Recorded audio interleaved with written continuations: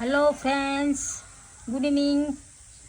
Good evening हो good evening good evening. Good evening good evening.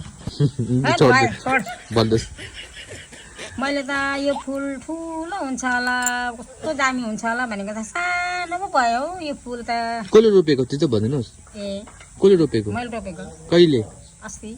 त्यो त भन्नु भनेको भिडियोमा यो फुल यो फुल अस्ति म आएर यो फुलमा मैले कस्तो मजाले रोपेको थियो। ठुलो हुन्छ होला फुल भनेको त, फुल त सानो पो भएछ, तर पनि ठिकै छ। अब के गर्नु, फुलिहाल्यो।